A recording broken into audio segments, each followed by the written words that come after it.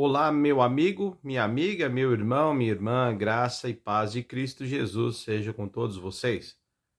Sejam todos bem-vindos ao canal Degustação Teológica, um canal que tem por objetivo trazer degustações sobre temas ligados à teologia, fé cristã, vida e prática cristã, Bíblia, e teologia e tudo que envolve aí igreja e reino de Deus, tá bom? Sejam todos bem-vindos, bem-vindas e que você possa, a partir daqui, se aprofundar mais acerca dos temas propostos aqui no canal, tá bom? Se inscreve no canal, ajuda a gente, dá um joia para aumentar a visualização, né, e trazer mais visibilidade para o canal e para o vídeo que está sendo assistido. E, se possível, por favor, compartilha na sua rede social, compartilha com Facebook, grupos de WhatsApp, enfim, Deus te abençoe.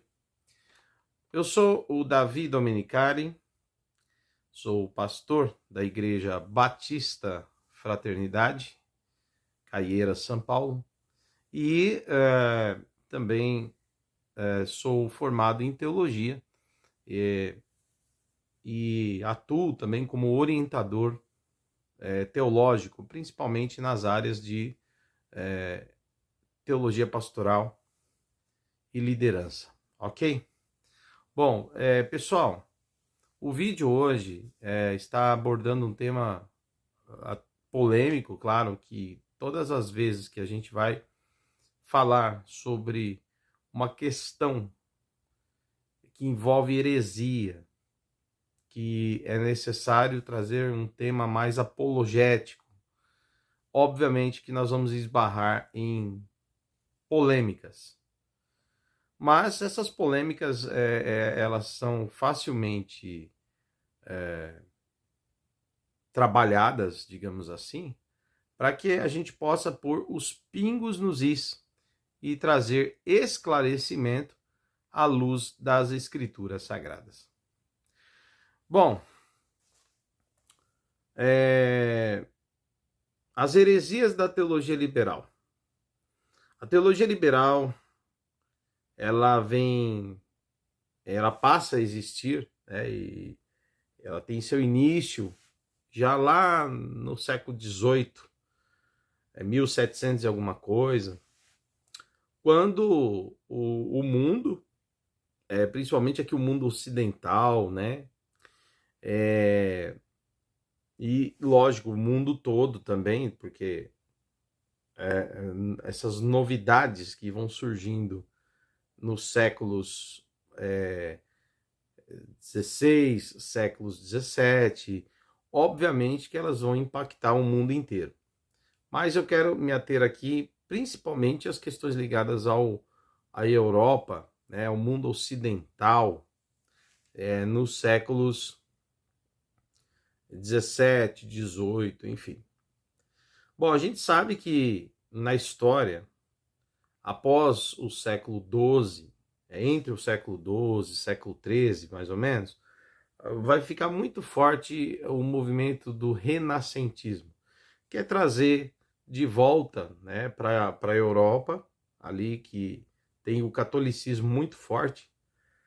A ideia é trazer de volta o pensamento filosófico grego, né?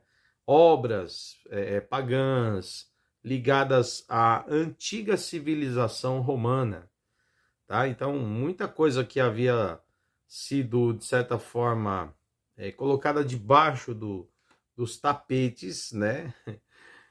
Por conta do poder da igreja e tudo mais, do poder da igreja institucional, tá? Falando da igreja católica como instituição, muito ligada ao Estado, muito ligada aos reis, né? Naquela época havia Estado e religião estavam intrinsecamente ligados, né?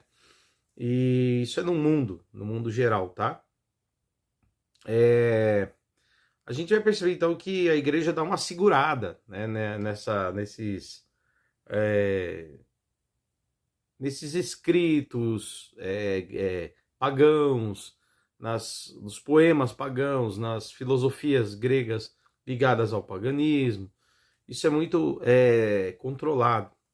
Mas com a explosão do movimento renascentista, que é fazer renascer, né, de novo, essa questão da cultura do antigo Império Romano, antes do cristianismo se tornar forte, né, antes do cristianismo ser desenvolvido como instituição, ali havia uma cultura greco-romana, naquela toda a Europa ali, enfim, né, o Oriente Próximo.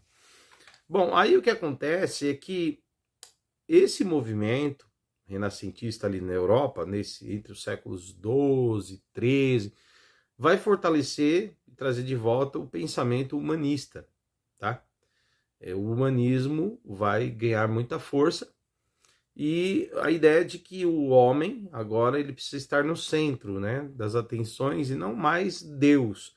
Então, troca-se uma visão teocêntrica do mundo para uma visão antropocêntrica, né? Ou seja, uma visão mais ligada ao homem do que ligada a Deus. Bom, aí a gente vai ver então com o desenvolvimento, né, da tecnologia, a gente vai ver revolução industrial no século XIX, né? Século XIX, isso acontecendo em 1800 e pouco, né? Tem a Revolução Industrial, mas até antes da Revolução Industrial, né? Ou melhor, no mesmo período, mais ou menos ali da Revolução Industrial, a gente vê também, né? O Charles Darwin, né, trazendo novas pesquisas para o mundo, né? Quando ele faz uma viagem para várias regiões do mundo, viagens marítimas, e ele consegue nas terras que ele vai explorar colher, né, diversas espécimes de animais, diferentes espécies que até então nem conhecidas eram no mundo, na academia da época, nas universidades da época. E o trabalho dele é um trabalho muito grande, muito bem feito, porém, isso levanta também hipóteses, né, de teorias que vão ser desenvolvidas a partir desse trabalho. O Charles Darwin, ao coletar espécimes de animais diversos, até desconhecidos, ele vai fazer com que se desenvolva um pensamento, né, uma teoria chamada de evolução, ou teoria da evolução das espécies, né, onde começa a se questionar o criacionismo e começa-se a cogitar uma possibilidade, uma hipótese, uma teoria, lembre-se que até hoje é uma teoria, isso, de que haveria uma evolução e não uma criação. Deus não teria criado homem e mulher, como diz a Bíblia, mas tudo é um processo de evolução. E aí a ciência, conforme ela vai sendo desenvolvida, o pessoal vai cada vez mais se debruçando a esta questão, até porque Deus está no campo da fé. Agora, os experimentos, né, os estudos com aquilo que é matéria, está ligado à ciência. Então, a ciência não estuda Deus, a ciência estuda o que existe no mundo material, que pode ser experimentado, ok? Testado ou comprovado. Mesmo nesse mundo de comprovações, né, nesse mundo de avaliações sobre coisas materiais, ainda assim tem muita coisa que não é definitivamente comprovada, mas entra no campo da teoria, tá? E infelizmente muitos acadêmicos afirmam teoria como verdade absoluta, e não é bem assim que funciona, tá? Mas eu não sou cientista, tem outros canais de cientistas cristãos ou cientistas que creem em Deus, né, que talvez não sejam cristãos, mas creem em Deus, que vão falar com mais propriedade essa questão que eu estou abordando aqui. Então eu sugiro que você procure canais de cristãos que creem no criacionismo ou então num projeto inteligente, né, de criação deste mundo, do universo, tá bom? Bom, mas eu estou trazendo todo esse contexto para você entender como é que chegamos na teologia liberal, tá? E nas suas heresias. Nesse mundo, então, moderno, que vai ser chamado de modernidade, ali que acaba de sair da Idade Média e entra nesse período da ciência, do humanismo, né? Vem então com essa visão de trazer à luz as coisas por meio da ciência. É o que nós vamos chamar de iluminismo, né? Esse pensamento iluminista, a ideia de trazer à luz por meio da razão, por meio da ciência, dos estudos, da pesquisa, do experimento. E aí então vão surgir os filósofos da modernidade. A filosofia também vai ser impactada com esse movimento racionalista, cientificista, tá? Bom, aí a gente vai ver um monte de filósofos, né? Falando coisas, fazendo críticas, né?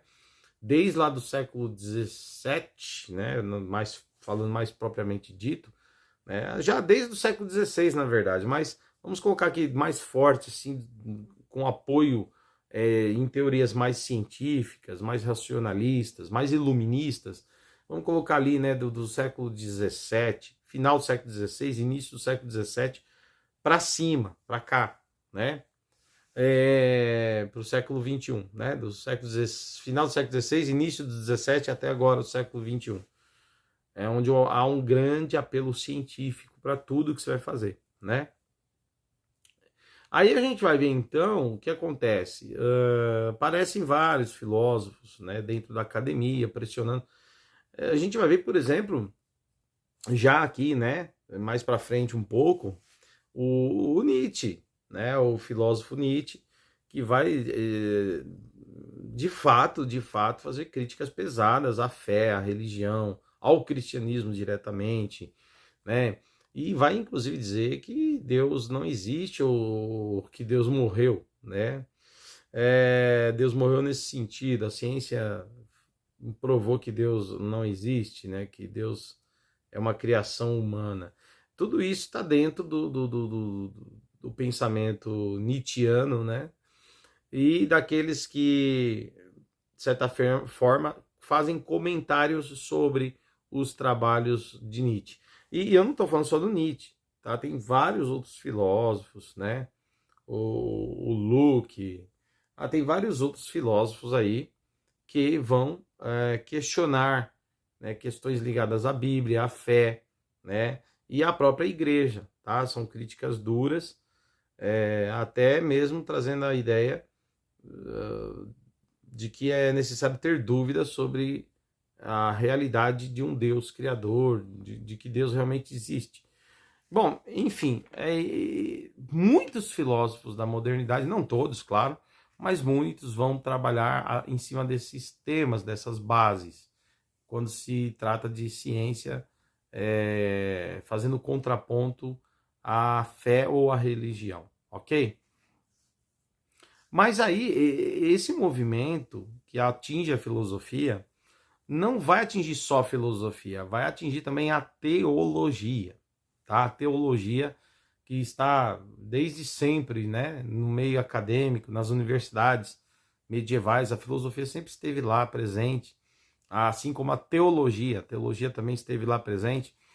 A teologia vai sofrer também um impacto desse movimento filosófico racionalista, cientificista, né, iluminista, modernista. E então aparecem aqueles que precisam utilizar de ferramentas modernistas para tentar trazer então explicações bíblicas que se adequem ao pensamento modernista, tá? Então a fé ela vai ter que ser explicada por meio de uma razão, tá? Então existem explicações científicas para os milagres e algumas coisas nem milagres são, passam a ser lidos como alegorias ou em sentidos figurados ou metafóricos, né? Bom, até isso surge com o movimento da alta crítica, né? Da crítica textual, alta crítica textual, que começa então a fazer esse tipo de abordagem, trazendo dúvidas, né, sobre a literalidade dos textos e etc. Bom, pessoal, Eu estou mostrando para vocês como é que surge então a teologia liberal. Aí ela vai ganhando força, desde lá do século XVII, né, até passando aí pelo século XX, que é um ano forte também da teologia liberal, e está vivo até hoje, né? Hoje muitos teólogos aí com certeza já bebem demais, já beberam muito na teologia liberal, principalmente na teologia liberal do século XIX e século XX, tá? E tem os teólogos liberais do século XXI aí presentes no nosso meio. Então essa teologia está mais viva do que você imagina. E ela é carregada de heresias. Heresia exatamente é a palavra que vai trazer a ideia, né? Qual o sentido da palavra heresia? Traz o sentido de que alguém tem um pensamento divergente daquele já estabelecido, tá? Então esse pensamento divergente é contraditório, contrário, aquilo que já é estabelecido é chamado de heresia, tá certo? Pensamento totalmente oposto ou diferente do nosso. Bom, aí o que vai acontecer, queridos e queridas? Já no século XVIII, né, já no século XVIII, lá 1700 e alguma coisa, um luterano, teólogo luterano, né, chamado Solomon Selmer, ele já ali, com essa influência, que estava no início ainda, nesse movimento, ganhando força, esse movimento iluminista ali, mas o Solomon, ele já, impactado por isso, ele já começa a querer abordar um tema dizendo que é diferente escritura de palavra de Deus. Então ele quer fazer uma separação entre escritura sagrada, de palavra de Deus. Palavra de Deus é uma coisa, escritura é outra. Olha só, e bem diferente daquilo que nós estamos acostumados a ensinar na teologia ortodoxa, histórica, conservadora, cristã, né?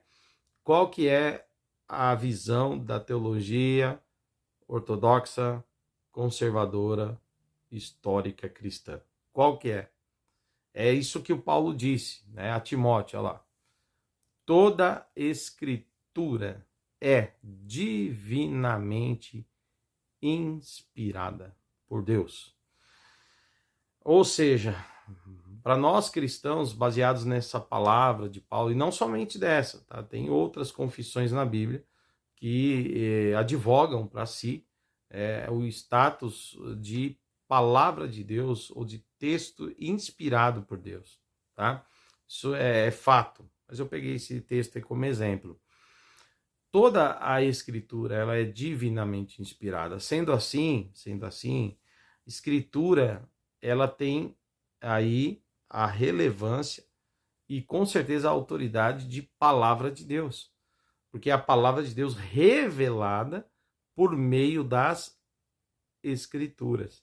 Então, as escrituras, nesse sentido, são a palavra de Deus revelada. Tá entendendo? Então, é palavra de Deus, tá? Mas então não há separação, né? Tá certo? Mas muitos teólogos teólogos liberais, eles vão seguir esse caminho de questionar a Bíblia. Nós vamos ver um teólogo, por exemplo, né, dizendo que o Montman, né, que a Bíblia não deveria ser interpretada de forma literal, mas os sentidos daquilo que a Bíblia propõe é totalmente metafórico, alegórico, simbólico e nunca real. Ou seja, algumas profecias elas vão acontecer não no sentido literal, mas figurado. Alguns milagres de Jesus, né, ou muitos milagres do Antigo e Novo Testamento são metafóricos, são figuras de linguagem e não são literais. E isso é um perigo, queridos. Isso é um perigo para a fé, porque vai diminuindo o poder de Deus através de interpretações humanas. Não que o poder de Deus possa ser diminuído, mas vai se passando vai se trazendo, né, um ensinamento para que as pessoas percam a fé no poder de Deus, né? tá certo? E tudo começa a ser resumido a explicações científicas e filosóficas. E isso é um perigo, tá? Eu vou pegar agora alguns defensores, né, que têm defendido ideias da teologia liberal, como o pastor Ed Renekiewicz, né, ele pode até, não sei se ele se confessa um teólogo liberal, ou se ele se diz ortodoxo, ou se ele não se diz nenhuma coisa nem outra, enfim, seja lá o que for, uma coisa certa, sim, o que ele faz e fala muitas vezes é teologia liberal, tá? Por exemplo, tá? Esse vídeo aí que você vai ver agora, o Ed Renekiewicz fazendo uma crítica para não ler a Bíblia de forma literal, e depois ele vai também falar algo aí no sentido de que o inferno não existe, tá? Inferno assim no sentido de castigo eterno, tá? De castigo eterno, de sofrimento eterno não existe. Ele vai dizer que o que existe são infernos existenciais, portanto, tem começo, meio e fim, são infernos aqui na Terra. E cada um tem o seu próprio inferno, né? Dessa forma, o Ed Renekiewicz dá a entender, e assim, pela fala dele no vídeo, você vai ver, o que se entende na sua conotação é que Deus não vai mandar ninguém para o inferno. Isso beira aí, traz uma abertura muito forte para o universalismo, onde Jesus morreu por todo mundo, então quem crê ou não crê será salvo. Nesse caso, o inferno passa a ser inexistente mesmo, já que ninguém vai para lá, né? Então veja o vídeo e depois a gente comenta. Quando a Bíblia é lida como um texto seco, aprisionado no tempo, e interpretada literalmente, reina a escuridão. Quando prevalece a crença de que se deve afirmar apenas o que a Bíblia falou ontem, retornamos à densa noite de um mundo onde os homens valiam mais do que as mulheres, judeus valiam mais do que os gentios, ricos valiam mais do que os pobres. A mera repetição do que a Bíblia falou ontem perpetua pecados como racismo, sexismo e xenofobia. A Bíblia fala hoje. Levantemos as nossas vozes para anunciar a palavra viva de salvação, redenção e libertação. Quando a Bíblia é lida... Se você perguntar para mim se eu acredito em inferno, eu acredito em infernos existenciais. Eu acredito em ausências da experiência divina. Acredito em ambientes onde o ser humano dá as costas para Deus e absolutiza a sua própria vontade, o seu desejo. E acaba sendo destrutivo para consigo mesmo, autodestrutivo e destrutivo para conquistar a sua volta. Então eu acredito nisso. Jesus falava do inferno como o Guiena, o vale de Guinom, o lixão de Jerusalém. E Jesus adverte, cuidado que você vai para o lixo. Cuidado que a sua existência vai ser desperdiçada e você vai para o lixo. Mas eu não acredito que isso seja uma referência a uma condenação eterna, em que Deus faria isso por um ato de melindre de uma divindade contrariada. Esse Deus não fala comigo, e eu não acredito que foi o Deus que Jesus Cristo revelou como Pai dele e nosso. Bom, você viu aí, o Ed Renekiewicz falando que nós não devemos ler a Bíblia de forma literal. Eu sei que existem trechos da Bíblia que não são literais, tá? Na hermenêutica, quando nós vamos para a teologia, queridos, todos nós, mesmo os ortodoxos, conservadores históricos, mesmo nós sabemos pela hermenêutica, que é uma matéria na teologia que estuda a interpretação bíblica. Olha o guarda noturno fazendo esse vídeo aqui de madrugada, gente. E ó, guarda noturno. Bom, aí o que acontece? Mesmo nós da teologia ortodoxa histórica conservadora, quando estudamos hermenêutica, a gente já faz um estudo, né? bem assim, objetivo, bem cuidadoso, e levamos em conta várias coisas. Isso está na regra da hermenêutica. O que a gente leva em conta? O período que o texto foi escrito, ou seja, o período histórico não é o mesmo período histórico que hoje. Então nós vamos esbarrar em culturas, em costumes diferentes dos atuais. Então a gente tem que entender a Bíblia no seu contexto e trazer para nós, no contexto atual, os princípios que estão ligados àquele contexto histórico, o que é válido para nós hoje. Então, o que é doutrina, o que é princípio fundamental, isso é trazido para a aplicação atual na nossa vida. Ou seja, nós estamos contextualizando o texto. Aquilo que era cultura, né, costume de época, aquilo lá fica lá atrás. Por exemplo, bem simples, tá? Quando o apóstolo Paulo fala que a mulher não deve falar na igreja, ela deve ficar quieta e chega em casa, o marido precisa ensiná-la. Se ela tiver dúvida, ela pergunte para o marido em casa. Veja que isso era cultural, era um costume. Então, sendo assim na época um costume, é respeitado dentro do contexto que Paulo escreve. Por isso que ele diz que não é bom que a mulher fale na igreja.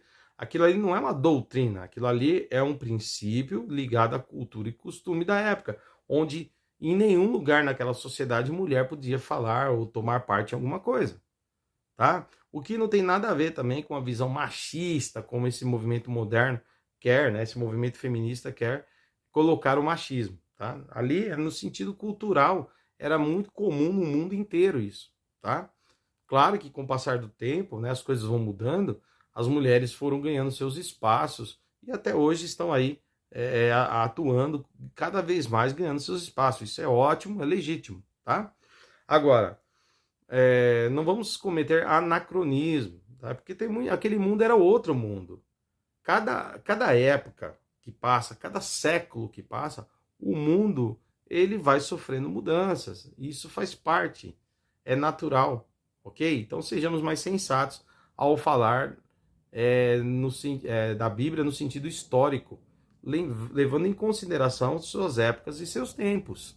Isso tem que ficar muito claro. Então, na teologia ortodoxa, dentro da hermenêutica, do estudo da interpretação bíblica, isso já é levado em consideração. É diferente, por exemplo, de uma doutrina. Quando nós vemos uma doutrina que não pode ser mudada. Doutrina fundamental, por exemplo, Deus todo-poderoso. Ele é todo-poderoso lá no Antigo Testamento e no Novo Testamento ele continua sendo todo-poderoso. Ou seja, nada é impossível para Deus, né? E você vê aí, por exemplo, olha Jesus falando, né? Aliás, o Espírito Santo, né? Aí nos revelando pelas Escrituras na narrativa da aparição, né? Da aparição do anjo Gabriel, quando o anjo Gabriel vai dar notícia para a Virgem Maria de que haveria na vida dela uma obra do Espírito Santo e ela estaria grávida, por uma ação milagrosa do poder de Deus na vida dela, gerando assim Jesus. Aliás, para falar sobre isso, nós temos um estudo sobre teontologia aqui no canal, é um curso bíblico teológico, você pode ver, são 3 vídeos de teontologia. Assista e tire suas conclusões sobre a Trindade, sobre essas questões. Em breve nós também colocaremos vídeos sobre cristologia, dando sequência ao nosso curso IBF, ok? Bom, mas aí você vai ver então esse texto aqui, o Gabriel, o anjo, fala para Maria, porque ela pergunta, eu não conheço o homem, como que vou engravidar, né? Porque ela estava pensando com a razão, com a cabeça de alguém que está pensando em coisas naturais. Mas aí o texto revela que Deus age na nossa vida de forma sobrenatural, tá? Não é algo comum, é um poder de Deus se manifestando. Aí é para lá do natural, é sobrenatural, tá certo? Vai para além da física, né? E aí a gente vai ver então esse texto aí, ó, porque para Deus nada é impossível, nada é possível, ou para Deus tudo é possível, tá certo? Isso mostra o nosso Deus todo poderoso. Então ele faz o que quer, ele tem poder. Então isso é uma doutrina fundamental. O antigo e Novo Testamento. Não se pode limitar o poder de Deus. O que, aliás, o Ricardo Gondim, né? O Ricardo Gondim, que é um outro pastor que tem, infelizmente, bebido muito na teologia liberal, tem falado várias coisas nesse sentido, limitando até mesmo o poder de Deus, enquadrando Deus dentro da sua leitura bíblica filosófica, tá? Olha o que o Gondim, no antigo Twitter, né, antes do Twitter virar o X do Elon Musk, né, o Twitter que era Twitter, né, ali o pastor Ricardo Gondim, que é pastor da igreja Bethesda, ele postou isso aí na sua rede social. Olha o que ele disse aí, ó. Dá uma olhada. Olha aí, ó. Ele diz que não se sente mais parte do meio evangélico, e isso ele tem razão, porque evangélico crê nos milagres, literalmente falando, né? Então ele não crê nessas coisas aí. Primeiro, não se identifica mais como evangélico, ele está correto. Nós também não o identificamos mais como evangélicos, tá? Estamos de acordo, né? Mas aí ele coloca aí que não crê, olha aí, no que Deus está no controle de absolutamente tudo. Isso aí é negar que Deus é soberano e que ele é onipotente, que ele é todo poderoso. E nós acabamos de ler um texto agora há pouco falando que Deus é todo poderoso porque ele para ele não há impossível. Ou seja, para ele tudo é possível. Então nosso Deus tem todo o poder, tá certo? Por isso que ele é todo poderoso, onipotente, certo? Então isso é um fundamento que está Antigo e Novo Testamento. Mas aí vem a teologia liberal, como o pastor Ricardo Gondim aí, ó, e ele tuita que ele já não crê mais, que Deus tem o controle de absolutamente tudo, tá vendo só? Que já não acredita também na inspiração total das escrituras, na sua inerrância, né? Que a Bíblia não erra, olha aí. Teologia liberal, tá? Então você vai ver aí que, né, tanto Solomon lá no século XVIII, que queria separar a palavra de Deus de Bíblia, né, eram homens trabalhando para a sua teologia liberal ser desenvolvida. E ela foi se espalhando. E houveram muitos teólogos liberais, como existem até hoje, tá? Aqueles que são fazendo a sua teologia, continuam fazendo teologia liberal, como aqueles que defendem e bebem na fonte dessa teologia. Tá certo? Como Ricardo Gondim, que é de Renekiewicz, e também pastor Caio Fábio. Todos eles são teólogos liberais, progressistas, porque a teologia liberal abre caminho para o progressismo. Ou seja, ele rompe com o conservadorismo cristão, tá? É inevitável isso. Bom, aí a gente vai ver então, eu já coloquei aí o Twitter, né, do Ricardo Gondim, falando que ele não crê, mas voltando agora para os vídeos do Ed, que você viu agora há pouco, e o Ed vai dizer então que não podemos ler a Bíblia de forma literal, né? Isso é bem teologia liberal, tá? Então eu estava falando que na hermenêutica, a gente já sabe o que é costume, o que é cultura, o que é doutrina. Então, por exemplo, uma doutrina fundamental é que Deus é todo-poderoso, que Deus está sim no controle de tudo, contrário do que disse o Ricardo Gondim aí na sua postagem, no seu Twitter. Que Deus tem sim o controle acima de absolutamente tudo. Ele é todo-poderoso, onipotente. Antigo e Novo Testamento declaram isso. Como nós lemos no texto bíblico do anjo trazendo a mensagem para a Virgem Maria, dizendo que isso aconteceria sim na vida dela, porque é poder de Deus, que pode qualquer coisa.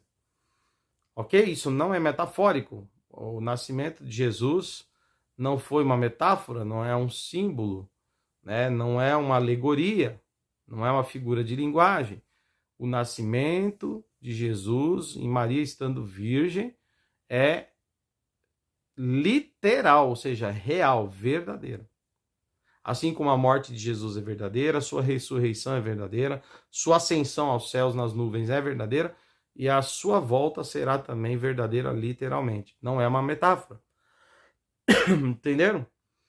Então, assim, na teologia ortodoxa a gente estuda isso e a gente sabe diferenciar o que é cultura, o que é costume e o que é doutrina. Tá? Por exemplo, pecado, né? Pecados que são não matarás, está lá no Antigo Testamento. Não matarás, está lá no Novo Testamento. Isso é literal. Não dá para você excluir isso. porque é um dos fundamentos da fé. Então, quando se começa a questionar a autoridade da Bíblia, a revelação da Bíblia, a plenitude da Bíblia, você já começa a desconstruir Deus. Quer dizer, na sua mente, porque Deus não pode ser desconstruído. Deus é o que é. Ele chegou diante de Moisés, no livro de Êxodo, está revelado isso, e o Moisés perguntou, quando ele perguntar qual é o seu nome, eu digo que o senhor é quem? E ele vai dizer, eu sou o que sou. Eu sou. Fora de mim não tem outro. Eu sou e acabou. Então, quando a gente fala de desconstruir Deus, tá? É na nossa ideologia, na nossa mentalidade humana. Deus continua sendo o mesmo. Quem muda somos nós, quem falha somos nós. Nossas construções são muitas vezes equivocadas. Deus permanece poderoso e o mesmo para sempre, tá bom? Bom, mas a teologia liberal, ela começa desconfiando da Bíblia, tirando a credibilidade da Bíblia, trazendo alta crítica para uma análise da Bíblia no sentido de diminuir, né, o máximo possível a literalidade da Bíblia, construindo então uma ideia de que na Bíblia tem muitos mitos, que a Bíblia está recheada de alegorias, de metáforas e também de simbolismos e figuras de linguagem. Ou seja, reduz a Bíblia a quase nada no sentido de revelação de um Deus soberano que age no sobrenatural. Então diminui-se tudo. A explicação para um monte de milagre é uma explicação científica, né? E quando não há explicação científica, então lê-se aquilo como um mito ou como uma alegoria e não como algo real, tá certo? Olha o perigo da teologia liberal, galera. E um monte de gente achando sensacional essa interpretação. Aí vem o Ed Renekiewicz e faz o vídeo dizendo que ele não crê que haverá um inferno no sentido de condenação eterna, né? Use-se o nome que você quiser usar, mas um lugar de tormento eterno, um lugar de sofrimento eterno.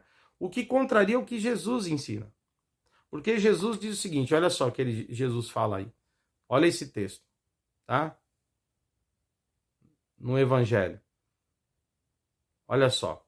Muitos serão lançados aí, né, para o fogo eterno. Fogo eterno. Outro texto diz aí, né, que fala de sofrimento eterno.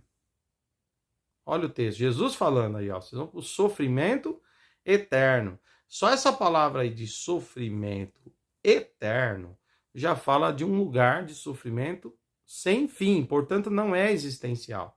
Porque quando é existencial, queridos, existe começo, meio e fim, é temporal.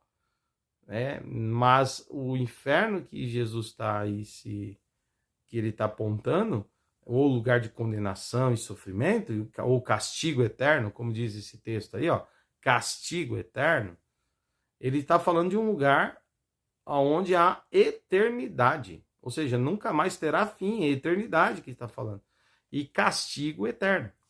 Ora, isso faz todo sentido, né? Porque João 3,16 diz que Deus amou o mundo de tal maneira que enviou o seu Filho unigênito para que todo aquele que nele crê não pereça, mas tenha o quê? A vida eterna. Ora, vida sem fim, eterna, não é vida existencial, é vida sem fim. Então, se existe vida eterna, haverá também punição, condenação, sofrimento eterno. Isso é óbvio, e é por isso que Jesus veio, para garantir por ele e nele a salvação das nossas almas, para não irmos para o castigo eterno. Vocês entendem? Porque sempre tem alguém pregando nas praças, batendo nas casas, de porta em porta, oferecendo Cristo e a mensagem do Evangelho. Por isso, porque Deus quer salvar. Afinal de contas, ele enviou o Filho dele na cruz, né, para morrer pelos pecadores, para que todo o que nele crê, e o texto diz claramente, não é todo mundo será salvo, mas todo o que nele crê, o que recebê-lo, que crê na sua mensagem, no seu sacrifício, esse será salvo, tá certo? Terá vida eterna. Então, assim,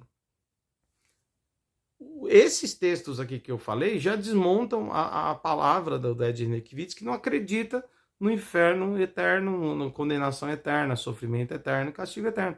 Então o problema, desculpa, né, com todo respeito, assim, a pessoa, porque, veja, eu não estou aqui, irmãos e irmãs, destruindo imagem de ninguém. Esses vídeos que eu estou colocando estão na internet.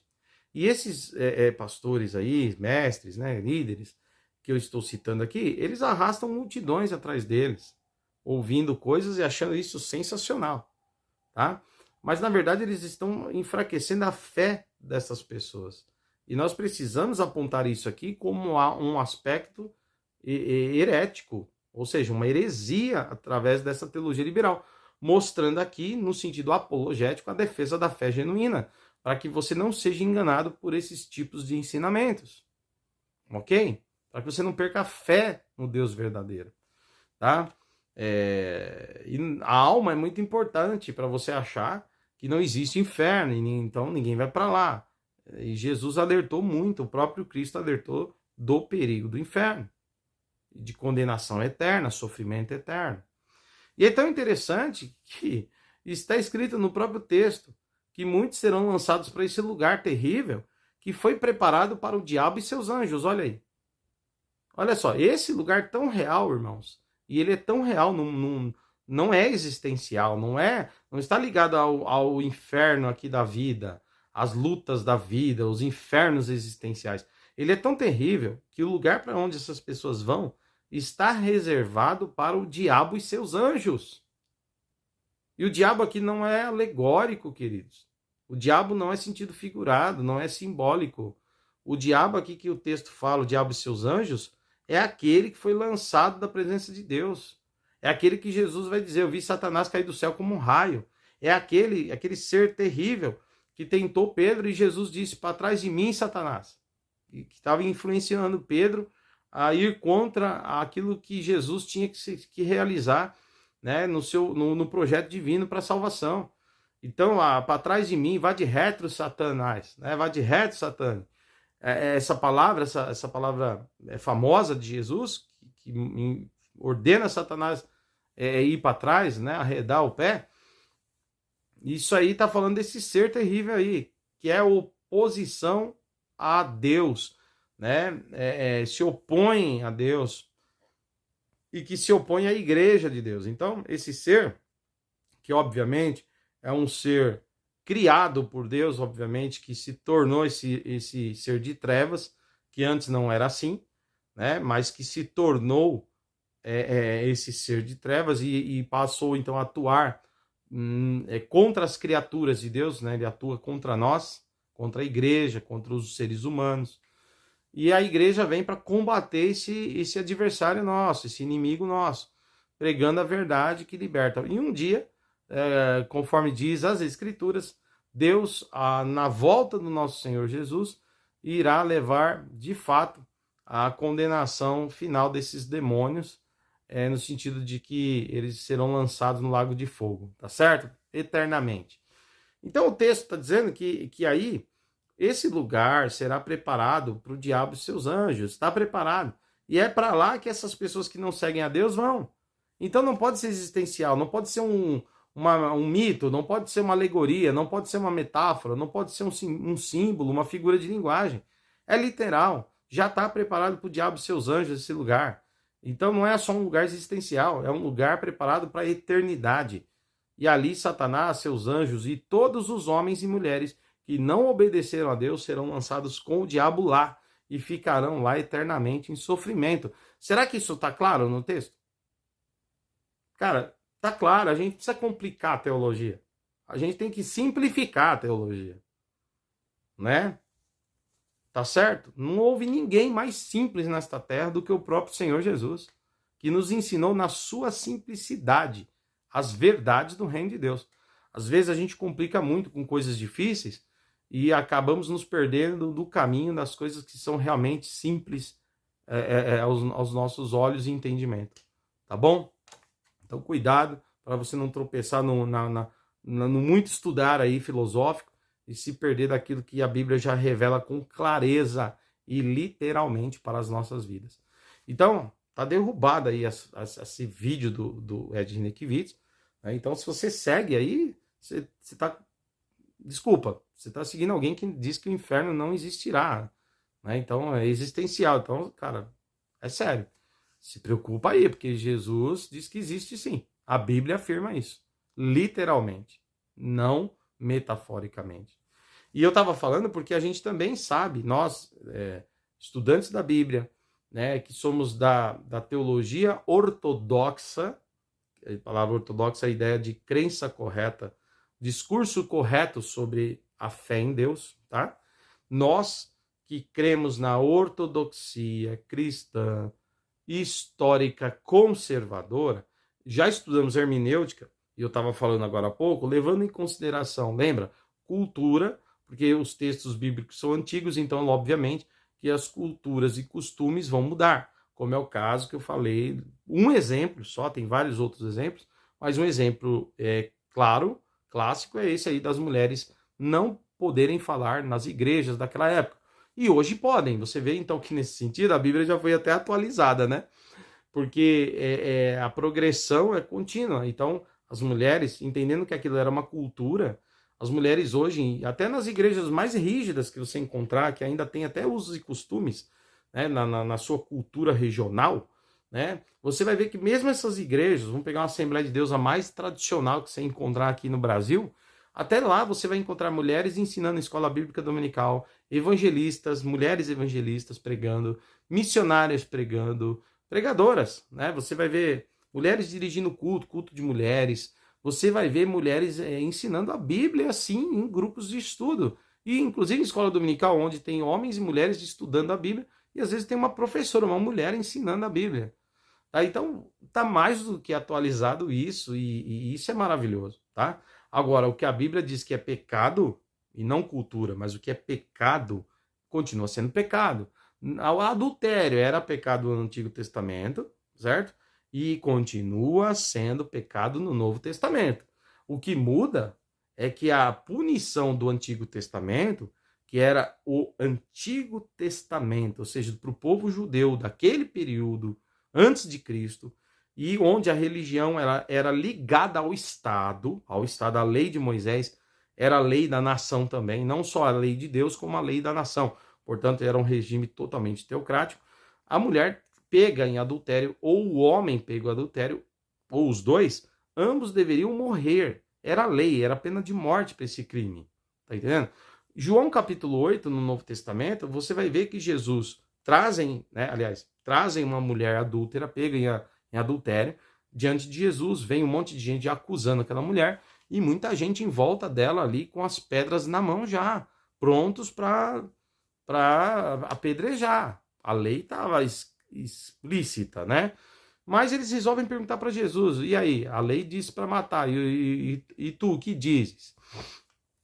Eles queriam ver se Jesus seguia a lei, ó, né? Aí Jesus diz para eles, olha, se vocês não têm pecado nenhum, né, se vocês estão livres de pecado, são melhores que essa mulher, pode atirar a pedra nela aí, fica à vontade. Naquela hora Jesus leva a reflexão, ele não diz nem sim nem não, mas faz com que os homens passem a ter um autoexame, fazer um autoexame. E eles percebem que na lei deles havia muita justiça, né? Mas pouca misericórdia. E o Senhor vai dizendo que misericórdia também é um ato de justiça de Deus, né? Porque Deus é bom e misericordioso. E essa é a justiça de Deus, né? Maravilhoso nosso Deus. Ele tem direito de aplicar justiça, mas na sua justiça ele revela atos de misericórdia. Olha que coisa boa. E aí a gente vai ver que Jesus traz essa plenitude de Deus. Jesus, ele é a segunda pessoa da Santíssima Trindade, ele é o Deus encarnado, o Deus triuno, né, que se encarna ali na pessoa bendita do nosso Senhor Jesus. E ali ele, em forma de homem, como homem, obviamente, ele vai mostrar para os demais homens qual é a vontade perfeita de Deus para a humanidade. E aí Jesus, então, ele diz, quem não tem pecado pode atirar a primeira pedra. A galera toda faz uma análise, um autoexame, percebem que são pecadores terríveis e vão deixando de lado as pedras. Vão abrindo mão das pedras e vão embora. Ninguém mata a mulher, ninguém apedreja, nem ousa acusá-la mais. Porque eles deviam ter pecados terríveis, que se fossem descobertos, eles também morreriam. Então eles pensaram, como é que eu vou matá-la Como é que eu vou apedrejá-la? Se descobrirem o que eu fiz ontem ou semana passada, eu posso ser apedrejado também. Então eles caem em si e percebem o absurdo que eles estavam fazendo. Jesus traz essa clareza. Aí eu já mostro e afirmo que o Novo Testamento, Ed Renekiewicz, já é a atualização do Antigo Testamento. A Bíblia nem precisa mais ser atualizada, ela já é, o Novo Testamento já é uma atualização clara, né, do Antigo Testamento, tá certo? E muda tudo a partir de Cristo, né? Mas tem um detalhe, mudou-se a punição, que o Antigo Testamento, a mulher adúltera morria por pena de morte por apedrejamento. Já no Novo Testamento, a partir de Cristo, isso é deixar de lado, esse apedrejamento, certo? No cristianismo. Mas Jesus diz para ela, vai e não peques mais. Por que Jesus então orientou, vai e não cometa de novo esse ato? Primeiro, porque é um ato errado, é vergonhoso, né? Tira a nobreza da pessoa, tira a honra da pessoa. A pessoa se torna a pessoa, ela desonra a si mesma, porque ninguém aplaude atos de traição, é uma vergonha, tá bom? Mas, ao mesmo tempo, quando ele diz não peques mais, no sentido de pecar aí, é também no sentido de estar totalmente fora da vontade de Deus. E aí, queridos, é que entra a questão. Um dia Deus vai vir julgar todo mundo. E quando ele vier julgar, ele vai julgar as atitudes boas e más. E muitos serão condenados porque não ouviram a voz de Deus, não se arrependeram. E aí Jesus diz lá em Mateus 24, quando o Filho do Homem vier, né, será como nos dias de Noé, né, onde se casavam, davam-se em casamento, até que veio o dilúvio e matou a todos, trouxe juízo sobre todos. Então o Senhor Jesus está alertando que a volta dele vai ser semelhante. Hoje, ele dá chance, ele dá oportunidades, segunda chance, terceira chance, quarta chance. Mas o dia que ele chegar, ele vai julgar as ações das pessoas. E os que não se arrependeram, sim, serão condenados eternamente no sofrimento, castigo eterno, como eu falei agora há pouco aqui nos textos, e num lugar, lançados num lugar que foi preparado literalmente para o diabo e seus anjos, tá? Por isso, temos que nos arrepender dos pecados, e o que a Bíblia no Novo Testamento afirma que é pecado, pode ter certeza, o Novo Testamento já é a leitura atualizada do Antigo Testamento. O que o Novo Testamento afirmar como pecado diante de Deus, ou dizer não herdará o reino de Deus os que fazem esse tipo de coisa, pode ter certeza, é necessário haver arrependimento e mudança, porque senão essas pessoas sofrerão o castigo eterno, tá certo? Isso vale para mim, vale para você, vale para qualquer um que ouve a palavra de Deus, tá certo? E para aqueles que não ouvem, vale do mesmo jeito. Bom, que fique claro aqui, tá bom? Então já está atualizado, a Bíblia. E nós que estudamos hermenêutica, então a gente já sabe o que é literal e o que é metafórico. Por exemplo, quando Paulo fala assim, ó, aqui está o corpo de Cristo. O corpo de Cristo não é literalmente, ele está falando corpo de Cristo no sentido da igreja ser o corpo de Cristo. Aí sim, Paulo usa uma metáfora para explicar para as pessoas como que a igreja deve funcionar, tá? Como que a igreja deve funcionar. Nós temos muitos membros no corpo, e assim como temos um corpo, né, ó, olho, né, olhos, nariz, boca, ouvidos, braços, mãos, dedos, nós funcionamos perfeitamente em harmonia quando todos os membros estão juntos, né, ligados, e cada um fazendo bem a sua função. Então o corpo vai bem, a saúde no corpo. Agora, quando temos problemas, né, nos órgãos do corpo, quando me falta um olho, quando me falta o ouvir, quando me falta uma mão, por exemplo, algo vai ficar errado nesse corpo, eu terei dificuldades. E é isso que Paulo está dizendo, a unidade da igreja é importante, e a igreja precisa estar saudável, no sentido de que tem vários membros, cada um é de um jeito, cada um tem um dom diferente do outro, nem todo mundo é olho, nem todo mundo é nariz, nem todo mundo é boca. E aí Paulo usa essa ideia do corpo humano para as pessoas entenderem como deve ser a igreja, a sua unidade, não a sua divisão, a sua unidade para trabalhar juntos para o reino de Deus, tá certo? Isso é uma metáfora, corpo de Cristo é uma metáfora, tá certo?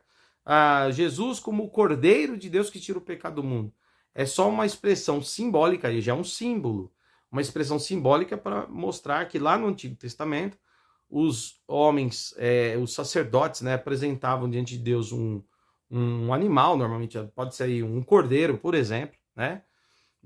Jesus assume o símbolo de cordeiro por conta da simplicidade desse animal, tá? Então vamos pegar aqui o exemplo do cordeiro. Então no Antigo Testamento se pegava o cordeiro era ali morto, o seu sangue derramado, e seu sangue derramado era aspergido ali, né, sobre o altar. Enfim, isso fazia com que o pecador tivesse ali os seus pecados encobertos, né, e perdoados pelo sacrifício que foi apresentado a Deus, o sacrifício daquele animal apresentado a Deus. E era um cordeiro que não podia ter defeitos, era um cordeiro que tinha que ser saudável, lá no Antigo Testamento, era a lei, era a ordem. Esse cordeiro tinha que ser saudável, né, e perfeito.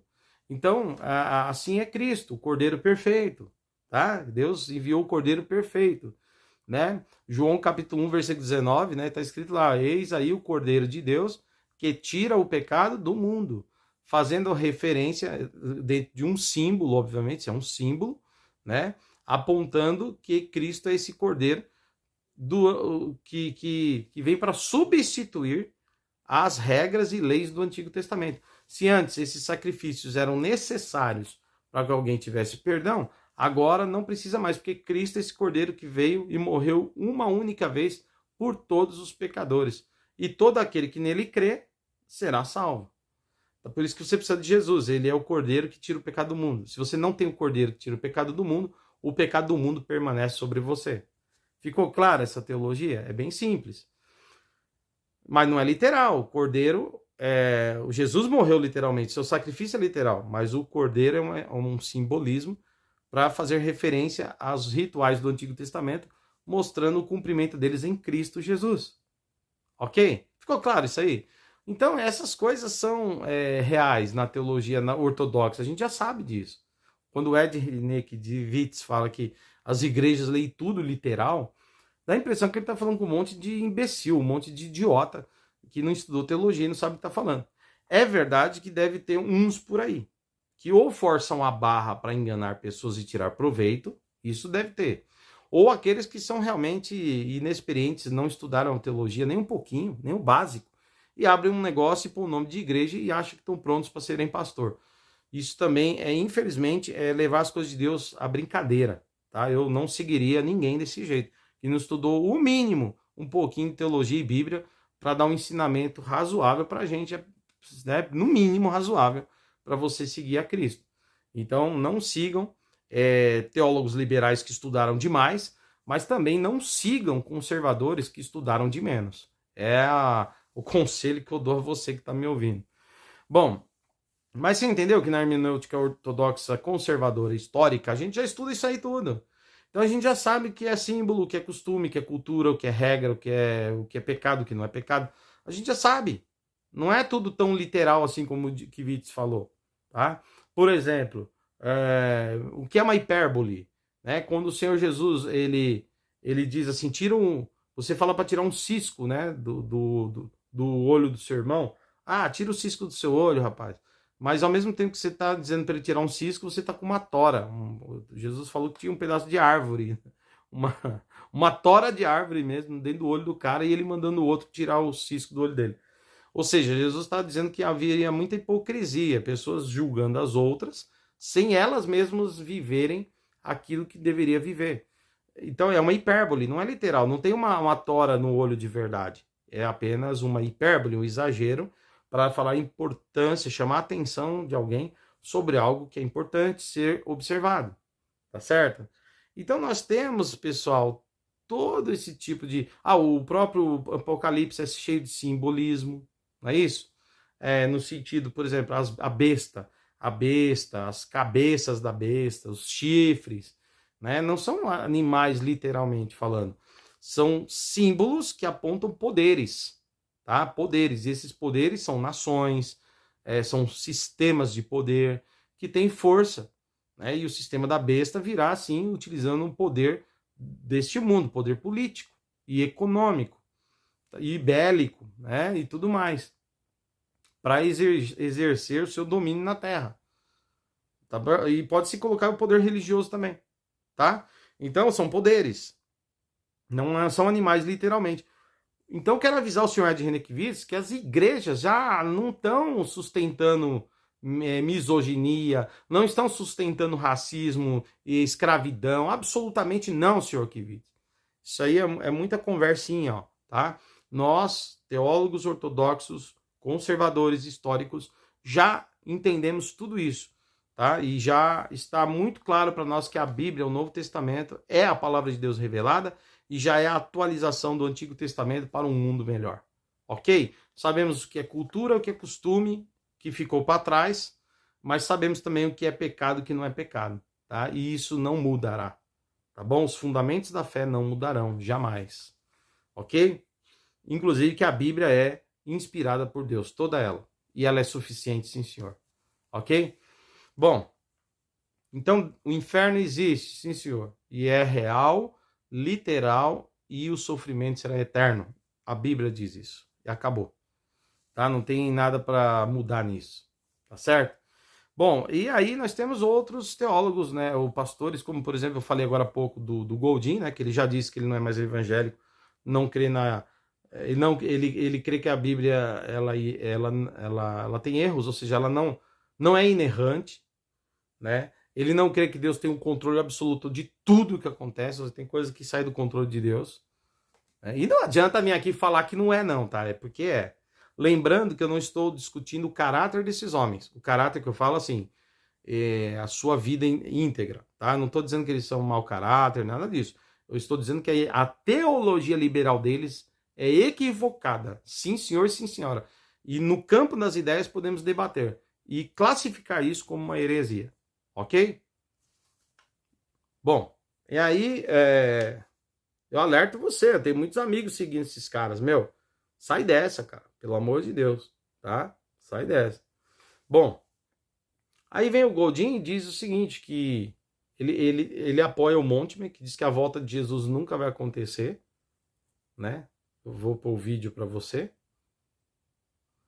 E ele diz também, no outro vídeo, que as igrejas deles já estão casando homossexuais, é uma igreja inclusiva. Tem aí, olha aí as matérias, ele aceitando homossexuais aí. Você tá vendo aí, né? Nos vídeos. Tá vendo só? Contrariando totalmente a escritura. Contrariando totalmente a escritura. Tá? E além disso, além de falar, de acreditar no teólogo Moltmann, né, que escreveu a Teologia da Esperança, que fala que a volta de Cristo é utópica, nunca vai acontecer, e de trazer a inclusividade, né, da homossexualidade ou homoafetividade para sua igreja, como algo natural, e não pecado, seria uma prática comum e não pecaminosa. Além disso, o Goldin ainda também, ele ainda vai dizer o seguinte, num dos seus vídeos aí, que o milagre de Jesus talvez não tenha a intenção de revelar mesmo um milagre literal que Jesus andou por cima das águas, mas que talvez o texto esteja ali para trazer um sentido metafórico, com sentido figurado, de que as águas representam as lutas, as adversidades da vida, as águas ali, né, as águas agitadas, o vento forte do lago de Genezaré, chamado de Mar da Galileia, né? Dizendo que ali seria, na verdade, um texto com figuras de linguagem, simbólico, metafórico, alegórico, né? De que Jesus estaria andando ali por cima das águas para mostrar para os discípulos uma lição de que as lutas é que não vão tragar a gente e que pela fé nós vamos poder superar as lutas, superar as adversidades, andando por cima das águas. Ora, eu entendo que eu poderia trazer isso como uma aplicação para a vida, assim como Pedro andou por cima das águas, nós também podemos, né, com a graça de Deus, passar por cima dos nossos problemas, das nossas lutas, não deixar que as nossas lutas nos afundem, nos afoguem. Cara, tudo bem, é aplicável. Agora, não podemos confundir uma coisa com a outra. Dizer que aquilo lá não foi um milagre literal, não podemos fazer isso. Jesus andou mesmo por cima das águas, diz o texto, para mostrar que ele era Deus. Jesus fez isso para mostrar quem ele era. Ele estava se revelando aos Messias. Ele estava se revelando como Messias verdadeiro aos discípulos. Tanto que quando ele chega do mar, né, ele entra no barco com Pedro, ele vai dizer o seguinte: o vento se aquieta, mar se acalme e o mar obedece, o vento obedece. E o pessoal fica atônito, maravilhado. Eles vão confessar, esse é o Filho de Deus.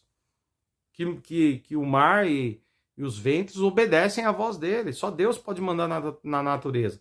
Voltando àquele texto que diz que o nosso Deus, ele é soberano, ele manda em tudo.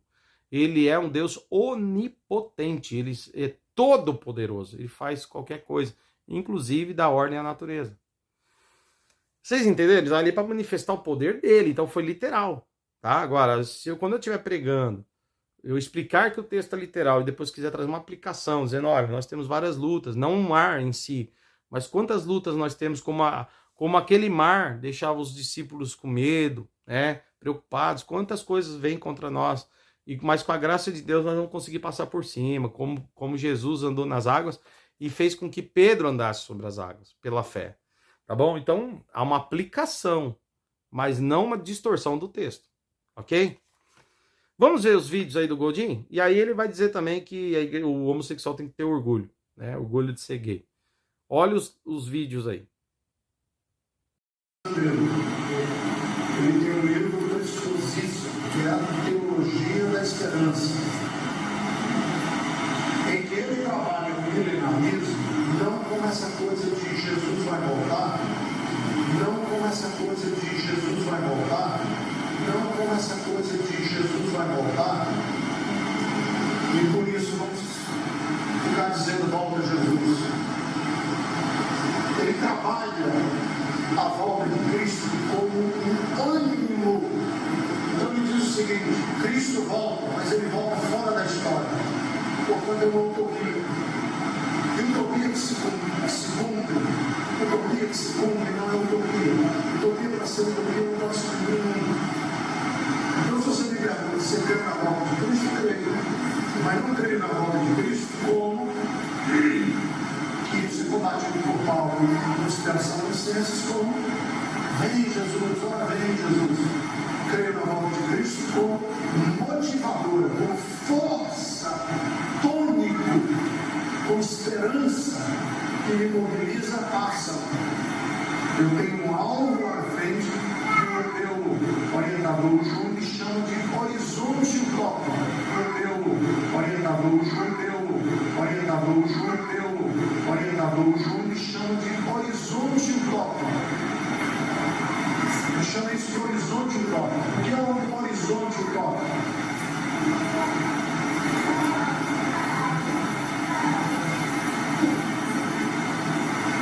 É que a linha do horizonte, você nunca chega nela. Porque sempre que você for na direção da linha do horizonte, ela continua se afastando de você.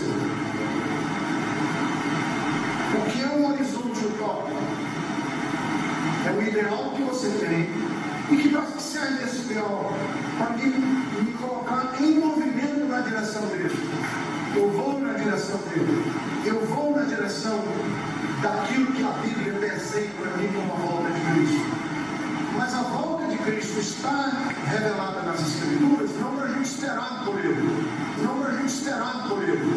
Não para a gente esperar por ele. A volta de Cristo está revelada nas Escrituras para nos mobilizar a ir na direção daquilo que a volta de Cristo significa. Então, a volta de Cristo arruma o mundo. Então, a volta de Cristo arruma o mundo. Então, a volta de Cristo arruma o mundo. Porque aí não tem mais favela, não tem mais rio podre, não tem mais pedofilia, não tem mais homem batendo em mulher, não tem mais lei marido da pena, não tem mais nada, na volta de Cristo. Tudo isso serve para mim como um horizonte utópico. Então, é um horizonte utópico.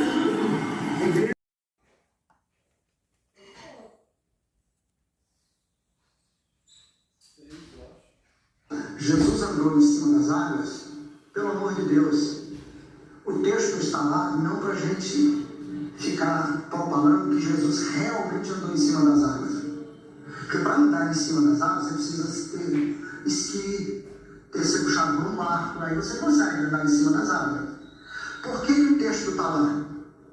Porque no mundo primitivo, as águas eram uma ameaça, os mares eram uma ameaça. E o que o texto quer dizer não é que eu agora, se eu quiser andar em cima das águas, eu vou lá para... E tendo muita fé, eu consigo andar nas águas no Rio Pinheiros e atravessar de um lado para o outro. Que Jesus fez e a Bíblia diz que a gente faz obras maiores que ele. Não, o texto está lá. E é aquela coisa, né? Quando o sábio aponta desse papinho piedoso de crente com homossexual, eu te amo, mas odeio o seu pecado. Para com isso. Está na hora do homossexual ter orgulho gay. Ter orgulho gay. Se levantar e dizer assim, eu não devo nada a ninguém, eu sou quem sou. E você... Bom, é isso, né, pessoal? Eu vou tentar ser breve para encerrar esse vídeo, porque acho que já ficou muito claro que a Bíblia já é atualizada, que na nossa hermenêutica ortodoxa, bíblica, histórica, conservadora, a gente já faz a análise do que é metafórico, do que é simbólico, do que é figura de linguagem, do que é uma hipérbole, uma parábola, né? E o que é literal. Acho que a gente já deixou claro que a gente já sabe essa diferença. E já mostramos também que o Novo Testamento já é uma atualização do Antigo Testamento. E o Novo Testamento, ele deixa claro para nós o que é cultura, o que é costume, mas o que é fundamental. Ou seja, o que é fundamental pode ser tanto uma doutrina na afirmação de quem é Deus, como também numa afirmação do que é que não agrada a Deus. Como, por exemplo, o pecado. Pecado do adultério, pecado da homossexualidade, pecado de outras coisas que não agradam a Deus. Ok? Então vamos lá. Vamos começar aqui falando da questão do Moltmann. Jesus não vai voltar. Bom, pelo amor de Deus, o Goldin viu, você viu o Goldin falando, baseado no Moltmann, né?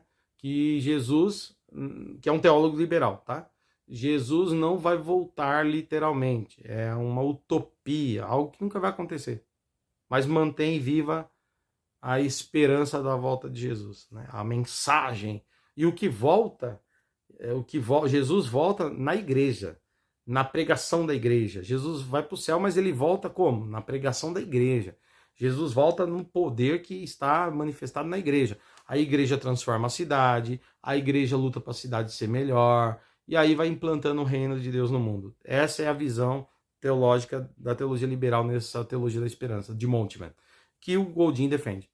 Mas a Bíblia diz totalmente o oposto, né? Que o Jesus, quando subiu para os céus, veio 2 anjos e disse literalmente, os 2 varões, olha só, por que vocês ficam aí, né, olhando desse jeito para o céu aí, né?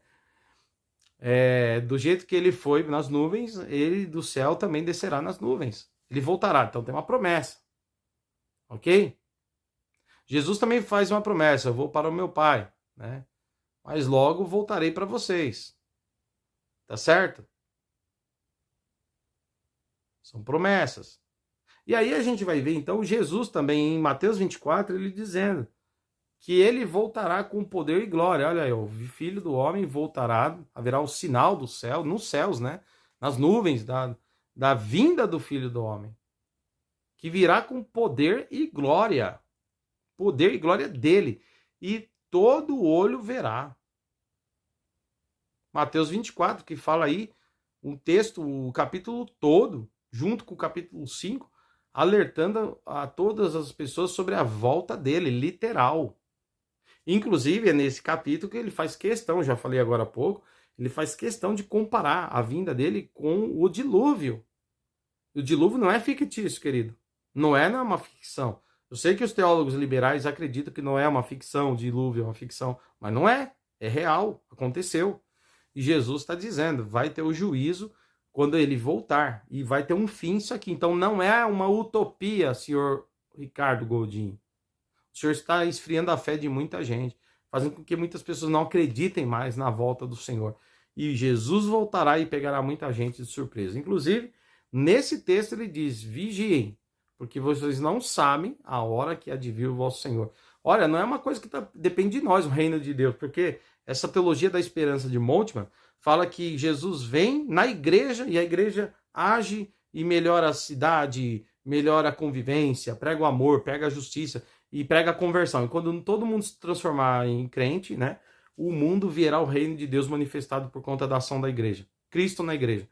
Linda explicação. Porém, está dizendo o seguinte, vigia. O texto bíblico diz o seguinte, vigia porque você nem sabe, a hora que há de vir o vosso Senhor. Ele está dizendo de uma volta dele, não de uma ação da igreja. É escola dominical isso aqui, cara. E é inacreditável que nós temos que ensinar de novo para esses teólogos liberais o beabá da Bíblia, mostrando que existem sim textos literais, e está claro quando os textos falam de alegorias, metáforas, como eu falei agora há pouco, ou símbolos, como eu falei agora há pouco. Então eles não conseguem mais distinguir o que é literal do que é metafórico, tá? E eles dizem que a maioria da Bíblia, a maior parte é metafórico, alegórico. Ou que a Bíblia tem mitos, como dizia Rudolf Bultmann, um outro teólogo liberal, que questionou os milagres de Jesus e muitas coisas na Bíblia, Antigo e Novo Testamento, dizendo que a Bíblia está cheia de mitos. Ora, quer saber de uma coisa? Isso é um absurdo. Esses teólogos, eles são plantadores de heresias que tiram a fé das pessoas. E a Bíblia diz que o justo viverá da fé, meu irmão. Da fé. Tá? Bom, então é um absurdo isso aí que você viu. Né? E aí a gente vai ver o Ricardo Goldin também, falando aí nesse vídeo agora, né? Jesus andando nas águas, você viu? Eu não preciso nem comentar, porque eu já comentei, né? É um absurdo, tá? Eu já fiz o comentário, mostrei o vídeo, só pra você ver o absurdo. E falando do homossexual, né? E aí eu quero dizer o seguinte, irmãos, fiquem claros o seguinte, nós não julgamos as pessoas pela sua identidade. Ou seja, por exemplo, a pessoa tem uma tendência à homoafetividade. Ou seja, a pessoa é um homem, por exemplo, um homem que não sente atração por sexo oposto, ele não sente atração por mulher. Né? Ele tem dentro dele algo que ele é mais inclinado a olhar para outro homem e ter mais vontade de estar com outro homem do que com uma mulher. E é uma tendência homossexual, é uma tendência homoafetiva. Ok? Isso pode acontecer. E acontece. Não vamos ser hipócritas aqui, ou fechar os olhos e fazer de conta que não enxergamos. Isso acontece. Tá? Mas a Bíblia, a palavra de Deus, diz que Deus é perfeito. E ele fez, conforme está escrito em Gênesis, homem e mulher. E os uniu, ele fez com perfeição em todos os sentidos, inclusive na biologia. Tá certo? É perfeita a união, né? O órgão sexual masculino é diferente do órgão sexual feminino, eles se encaixam perfeitamente. E é interessante que não apenas se encaixam, como gera vida. Mulheres podem ter filhos, engravidar dos seus maridos. Isso é o plano perfeito de Deus. Quando um homem se une a outro homem, uma mulher se une a outra mulher, ele está corrompendo essa criação divina. Ele está fazendo algo dentro que está ligado à sua vontade, ao invés de cumprir a vontade de Deus. E é por isso, queridos, que o evangelho, ele é o evangelho da renúncia. Veja esse texto, quando Jesus disse, quem quer vir após mim, negue-se a si mesmo, pega a tua cruz e siga-me, sua cruz diariamente, e siga-me. O que é que Jesus está ensinando nesse texto? Jesus está ensinando nesse texto que o evangelho é isso, é você matar as suas próprias paixões e vontades para cumprir a vontade de Deus. Não é isso que Paulo falou? Eu já fui crucificado com Cristo. Eu vivo agora a minha vida na vida do Filho de Deus. Certo? Então aqueles que já morreram, Paulo vai dizer isso, já mataram suas paixões, já crucificaram suas paixões, seus desejos próprios, da sua carne, naquela cruz. Tá certo? Olha o texto.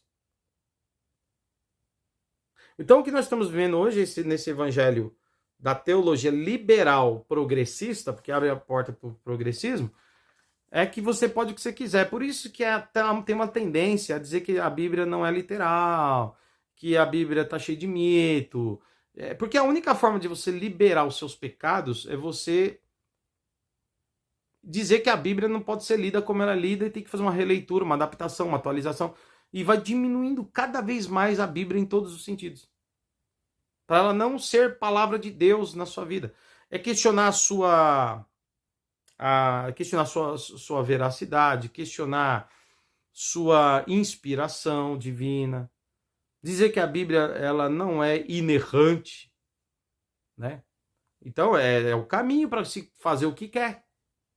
Mas eu quero dizer para vocês, queridos, Jesus voltará e serão julgados por tentar torcer os textos bíblicos. Quem tem ouvidos para ouvir, ouça o que o Espírito diz às igrejas. Nunca se ouve tanto. Já, assim, heresia sempre aconteceu no meio da igreja. Sempre aconteceu. Falsos profetas, falsos mestres. Falsos profetas tinham de monte no Antigo Testamento. Falsos profetas e falsos mestres tem um monte no Novo Testamento. Isso é claro e foi avisado. Tá? Mas nos últimos dias haverá a igreja da apostasia. Jesus está voltando. Tem um monte de profecia ao redor do mundo se cumprindo. Profecias bíblicas se cumprindo, tá? O Mar Morto recuando, né? Voltando a frutificar aquela região, não é isso? Tendo vida ali novamente. É promessa da restauração para o fim, para os dias da volta do Senhor. O mundo em colapso, em guerra, em crise econômica, pandemias, tá tudo acontecendo aí, querido. Eu tô gravando esse vídeo em 2024, olha em volta, veja o cenário. São sinais da volta de Cristo. E ao mesmo tempo a igreja apóstata, que nega a palavra de Deus e nega renunciar. É uma igreja que não quer renunciar, que não quer matar o velho homem, que não quer morrer na cruz. É uma igreja que quer fazer com que a criatura seja mais honrada do que o seu Criador. Não é o homem sendo imagem de Deus, é Deus passando a ser imagem e semelhança do homem. Condenação virá para aqueles que não se inclinam e não se curvam diante de Deus. Então, numa igreja pode ter alguém que tem identidade homoafetiva? Pode. Pode ter alguém que fala, pastor, eu não me atraio por pessoas do sexo oposto. Então eu não sou hétero, eu tenho uma tendência homoafetiva. O homem pode ser assim, pode ser uma mulher assim, pode acontecer.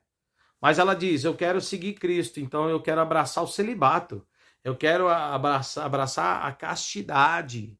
Eu vou viver em santidade para Deus. Não posso nunca casar com a pessoa do sexo oposto. Mas vou vencer essas tentações que contrariam a vontade de Deus.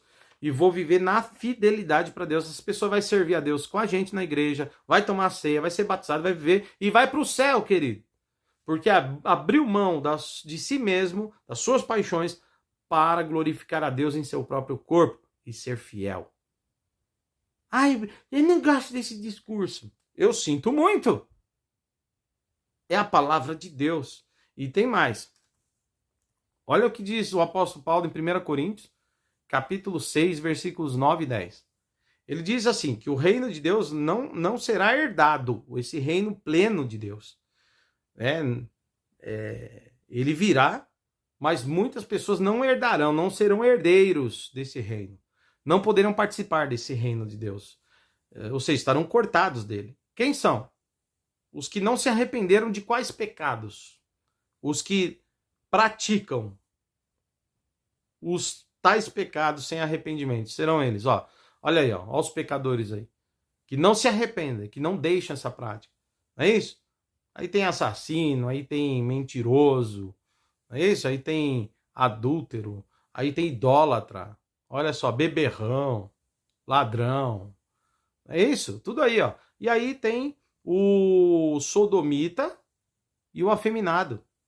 Os que praticam essas coisas não herdarão o reino de Deus. Tá certo? A Bíblia diz que não herdarão o reino de Deus. Não adianta vir aqui bater o pezinho e dizer que vai entrar, porque não vai. E é interessante que na versão da NVI, olha só, eu coloquei uma versão mais clássica. Agora veja a nova versão internacional. Eu já coloco aí, ó, ficarão de fora. Olha os pecadores aí, sem arrependimento. Sem arrependimento, tá? Porque pecadores todos somos, mas arrependimento é o caminho daquele que se inclina a Deus, aquele que busca Deus, Busca o caminho do arrependimento. E é isso que nos salvará. Olha aí. Tá vendo só os pecados? E aí chega aí, ele ao invés de colocar sodomita e afeminado, a NVI coloca literalmente homossexuais ativos e homossexuais passivos. Seja homem, mulher, seja quem for. Então, filho e filha, se incline à palavra de Deus. Fuja da teologia liberal e do progressismo. Porque é um caminho de porta aberta e larga que vai levar muitos para a condenação. Tá certo? E aí eu quero dar para vocês agora um modelo de alguém que se converteu, abraçou o cristianismo verdadeiramente e entendeu que ele precisa resistir suas tentações, suas tendências e paixões naturais que contrariam a vontade de Deus para glorificar a Deus. Sendo obediente, queridos. É o Omar. O Omar é um evangelista católico. E ele é um rapaz com a tendência homossexual, com a tendência homoafetiva. Mas ele, pela palavra de Deus, buscou a castidade, o celibato, a vida para glorificar a Deus. E serve a Deus em fidelidade. Olha o que o Omar diz aí. Você não gosta que fale que você é gay, não é isso? Na verdade, eu não sou gay. Mas qual é a diferença? Eu tenho tendência à homossexualidade. Vamos porque o gay entender é aquele isso. que pratica. Ah, tá. Eu tenho tendência a ser, mas essa tendência não tem poder para me tirar da graça que eu estou nela. Embora se eu não buscar o Senhor, ela vai ter todo o poder. Mas não são os meus desejos que ditam a regra. Quem dita a regra é o meu foco. Aonde eu quero chegar? Lá. Então se é lá que eu vou chegar, eu vou lutar para chegar lá. Então Deus me transformou de um gay para um homem que tem uma tendência hoje a ser um gay. Mas ele só tem a tendência porque ele não quer isso mais. Eu estou aqui hoje para dizer a vocês que a experiência que eu fiz qualquer um pode fazer se quiser. Deus não me obrigou a viver a castidade. O catecismo, a igreja não me obrigou a viver o que eu vivo. Eu vivo porque eu quero, porque é delicioso.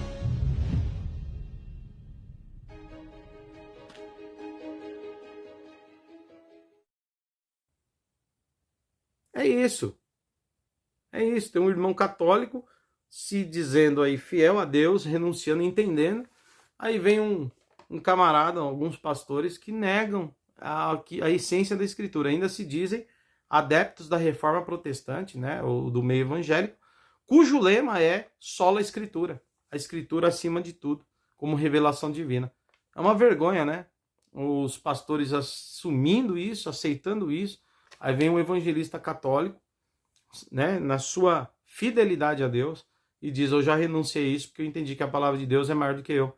A palavra de Deus ela tem que ser senhora sobre a minha vida. Eu tenho que ser regido, dirigido pela palavra de Deus. E não viver a palavra de Deus como eu quero. Olha. Que Deus converta muitos pecadores aí. E tem um monte aí nessa turma aí que eu tô falando, tá? E para finalizar, tem o Caio Fábio dizendo que os ateus, né, vão entrar no céu. Os ateus vão ser salvos, eles serão condenados, não. E seria bom até que houvesse mais ateu que evangélico. Meu, olha que loucura. Cara, eu sei que tem evangélico ruim, eu sei que tem, mercador da fé, mercenário, adeptos da teologia da prosperidade que vão diante do juízo pagar, que arrancam dinheiro do povo com mentiras, né, com distorções bíblicas, fazendo promessas para as pessoas, promessas que não estão na Bíblia e Deus não fez, virá condenação sobre eles, tá? Existem aqueles que se passam por profetas de Deus e não são, falando coisas que Deus disse, o que Deus não disse, no meio pentecostal, né? Tem os profetas verdadeiros, tá? Mas tem os falsos, e os falsos, Deus vai cuidar deles. Tem aquela turma que ama dinheiro, que eu já falei, os amantes de dinheiro. Tem aqueles que distorcem a Bíblia também no outro sentido, né? Místico, né? E tem esses teólogos liberais que eu estou aqui apontando aqui, tá? Eu quero dizer para você que tem tudo isso, mas você tem que ser fiel a Deus e à palavra de Deus, querido. E procurar a igreja mais perto da sua Bíblia, tá? E fugir dessa bagunça toda aí, seja no extremo liberal ou no extremo radical conservador, que às vezes nem sequer faz uma análise teológica para o seu ensino. Então você tem que ser equilibrado, mas tem que ser bíblico e crer na veracidade e literalidade das Escrituras. Simples assim. Tá? Então vem o Ricardo o Caio Fábio, né? Bem, o Caio Fábio vai dizer então que os ateus entrarão no céu, não serão condenados. E que o evangelho se manifesta neles, sim. Eles não precisam confessar Jesus, não. Olha o que o Caio Fábio fala, bicho. Eles não precisam confessar Jesus. Eles serão salvos porque o evangelho se manifesta neles em atitudes de obras e amor que representam o amor de Deus. Meu Deus do céu. Veja o vídeo você mesmo. Quanto mais ateus houver no mundo, melhor para o evangelho. Melhor para o evangelho. Porque na realidade Deus não existe. Deus é.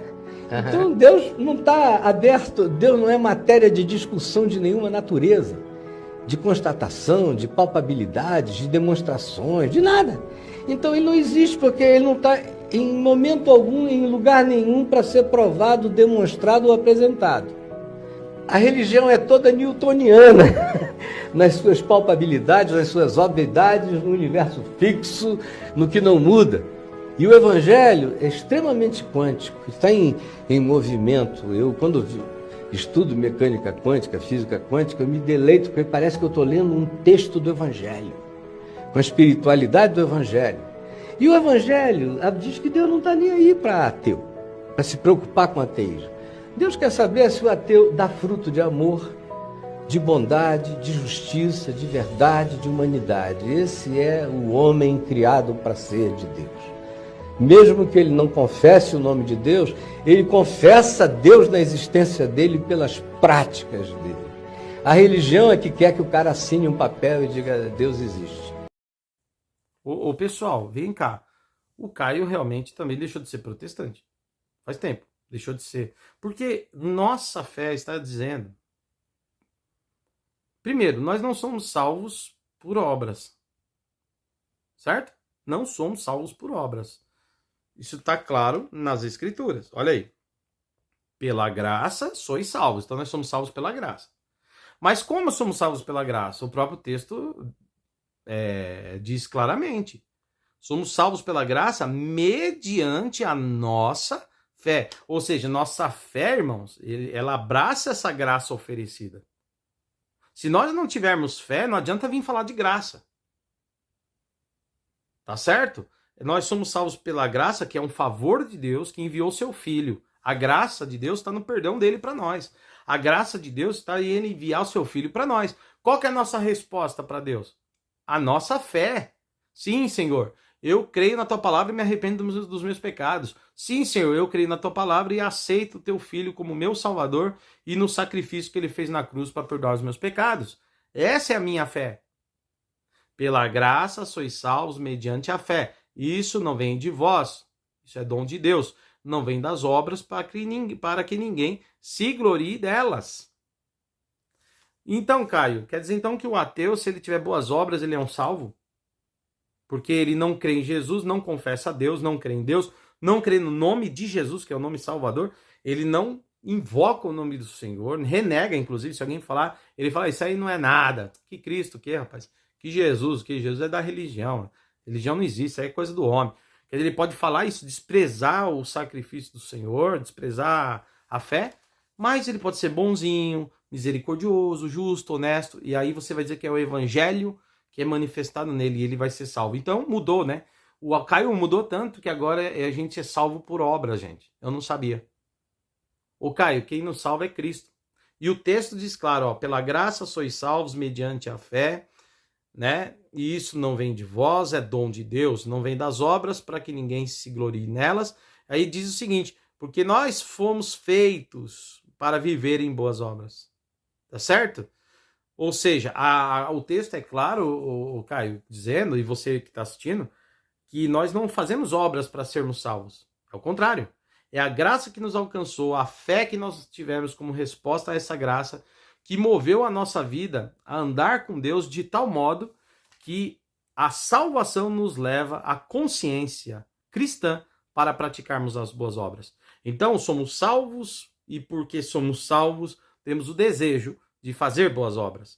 E não fazemos boas obras para podermos ser salvos. Vocês entenderam? E o Caio Fábio está dizendo, então, que o ateu vai entrar no céu porque ele é bonzinho, porque ele faz obras, o evangelho revela pelas obras que o evangelho está nele. Essa para mim é nova e é antibíblica. Viu que a teologia liberal faz, mano? Frita. E eu posso mostrar esse vídeo 1000 vezes para alguns amigos. Primeiro, que esse pessoal sofre uma lavagem cerebral. Eles nem vão assistir meu vídeo. Nem vão assistir meu vídeo. E tem gente que gosta de vídeo raso, né? Nós vemos uma geração fast food. Tudo é rápido, tudo é corrido. E gostam dos vídeos de TikTok, que é rápido. Pega um vídeo desse de 1h30, um pouco mais, e é maçante. O cara não aguenta assistir até o fim. Azar seu, né? Vai aprender menos. Vai refletir menos. Precisamos parar, irmãos, e dar mais tempo para estudar, para analisar, ver coisas que nos dê complemento e sustentação bíblica e teológica. Só assim a gente vai conseguir combater as heresias. E aí, cara, eu vou te dizer outra coisa. Tem outras coisas que o texto mostra. Que ninguém vai ser salvo se não crer em Deus, ô Caio. E eu quero falar de Deus agora na pessoa bendita de Jesus. Ninguém vai ser salvo se não aceitar Jesus como Deus. O texto diz isso. Olha só. João 3,16, Escola Bíblica Dominical. Olha o que diz. Porque Deus amou o mundo de tal maneira que enviou o seu único filho. Para o quê? Todo que nele crê. Olha o texto. Todo que nele crê. Vou repetir. Todo o que nele crê. Não pereça, mas tenha vida eterna. Ora, o próprio texto está dizendo que se não crê em Jesus, não tem a vida eterna. Olha o que o próprio texto bíblico, o que Cristo vai dizer sobre ele e quem não crê nele. Olha aí. Olha só. A condenação é essa, que não aceitaram o Filho de Deus. Rejeitaram o nome do Filho de Deus, por isso serão condenados. Não aceitaram o nome de Deus, rejeitaram. Quem crê no Filho será salvo. Quem não crê no Filho já está condenado. Olha aí o texto, pelo amor de Deus. Rejeitaram o nome precioso de Jesus. Haverá condenação, não salvação. Então, Caio, eu não vou nem mostrar mais, né? Porque chega, né? Agora, dá para mostrar um monte. Quem não crê em Deus, independente das suas obras, meu velho, não vai entrar no céu, não vai ver Deus, não vai viver eternamente com Ele. Ok? Então, querido, eu encerro aqui dizendo o seguinte. Foge das teologias liberais. Foge desses hereges, cara. E foge também daqueles que querem pegar seu dinheiro. Não estou falando de contribuição. Eu vou fazer um outro vídeo só falando de contribuição, pra você assistir. O próximo vídeo talvez eu faça sobre contribuição, dízimos e ofertas. Mas eu vou te falar uma coisa, à luz da Bíblia, tá? À luz da Bíblia. Mas eu vou te falar uma coisa, faça por amor, entregue num lugar que não fica te cobrando, um lugar que fica ali querendo pôr medo se você não contribuir. Não faz isso não. Vai num lugar onde você vê a generosidade, a importância da sua contribuição naquela igreja, o trabalho que é feito, a transparência do pastor, a transparência da igreja, as obras que são feitas. Tem lugar que não fica pesando na tua para você pedindo dinheiro, criando situações, distorcendo Bíblia para arrancar dinheiro. As pessoas têm liberdade de contribuir. Eles são conscientizados, sim. Conscientizar é importante. Você precisa ter consciência se você frequenta um lugar, aquele lugar precisa ser mantido, tem coisas ali que precisa ser feito. Às vezes o pastor vive integralmente atendendo pessoas, precisa ser um pastor assalariado. Isso é normal. Agora, cara, arrancar dinheiro, vender objetos. Aqui, ó, irmãos, quem quer levar por R$1.000, leva esse objeto sagrado. Não sei o quê. Isso aí tudo, irmãos, é heresia. Foge disso. Revelamento. Ó, tô vendo um negócio aí, cuidado. Tem gente que é de Deus. Ele é usado por Deus e tem dom espiritual. Eu creio nos dons espirituais, tá? Então tem gente que vai ser um profeta de Deus, vai ter visão de Deus. Mas, meu, tem um monte, acho que a maioria é falso. É falso profeta. Então, cuidado, tá? Então foge dessas heresias todas, essas que eu falei agora e as outras que eu falei durante o vídeo inteiro. E Deus te abençoe e Deus te guarde. Olha, se inscreve no canal, curte o canal, compartilha o canal. Dá uma força pra gente aí. Deus te abençoe. Compartilha com um amigo seu. Compartilha com um amigo seu desviado. Compartilha com um amigo seu que tá numa dessas vibes aí progressistas, liberais. Manda pra ele. E quem sabe ele se converte, ele volta pro amor verdadeiro. Ele volta ao primeiro amor, né? Quem sabe? Deus te abençoe, queridos. Até a próxima.